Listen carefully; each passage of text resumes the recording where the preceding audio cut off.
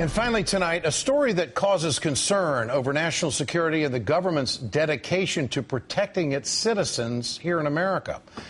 Let's go back to April of 2009. A unit within the Department of Homeland Security under Janet Napolitano generated a report about the rise of right-wing extremist groups in this country. The report warned about the increasing dangers of violent radicalization prompted by a poor economy and the election of Barack Obama. Conservatives loudly renounced it as an attack on the general right-wing ideologies. Now, the Washington Post reports the Department of Homeland Security severely reduced the unit responsibility for studying these domestic terrorist groups. According to the analyst responsible for much of the report, Daryl Johnson, a single caseworker is now doing the work of 6.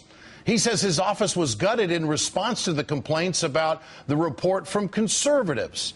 Since the bombing of the Muir Federal Building in Oklahoma City in 1995, the Southern Poverty Law Center has tracked 96 major radical right terror incidents inside the United States. Since the report was leaked in April of 2009, there have been 24 such incidents.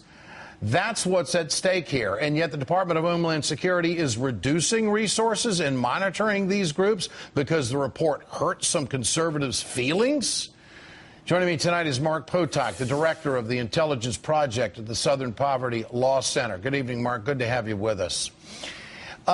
Is this action by the Department of Homeland Security putting us at danger? The reduction in the caseworkers, what does that mean?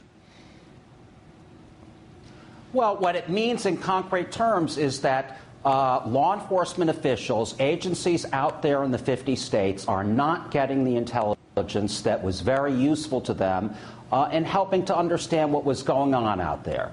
What DHS really did, or used to do, was to produce intelligence. It wasn't so much building actual criminal cases as intelligence as to what was going on out there on the radical right.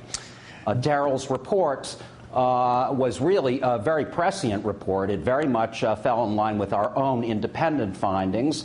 And, of course, it was immediately confirmed as it was being pilloried by people like Michelle Malkin, the columnist, by the American Legion, and so on. Things were happening that absolutely confirmed it. Very shortly after the leak of the report, for instance, George Tiller, an abortion provider, was murdered. Not long after that, I'm sure viewers will remember, a guard was murdered at the Holocaust Museum by a well-known neo-Nazi. And the list goes on and on and on. In January of this year, a man tried to murder hundreds of people at a Martin Luther King Day parade in Spokane, Washington, a well-known neo-Nazi, allegedly at least. Daryl Johnson, so it's a disaster, basically. Yeah, you spoke with him. How adamant is he about the fact that this lack of resources being focused here is really playing into the increase of some of these events that you're talking about? Well, Daryl is a friend, and I think that Daryl is really deeply concerned, and it is not only him. I know that he's received all kinds of messages in the last few days since he went public from other people in law enforcement talking about how very right he was. Yeah. And, you know, the shame of this, as you suggested in your intro, is that Secretary Napolitano essentially seemed to have acted out of mere political cowardice.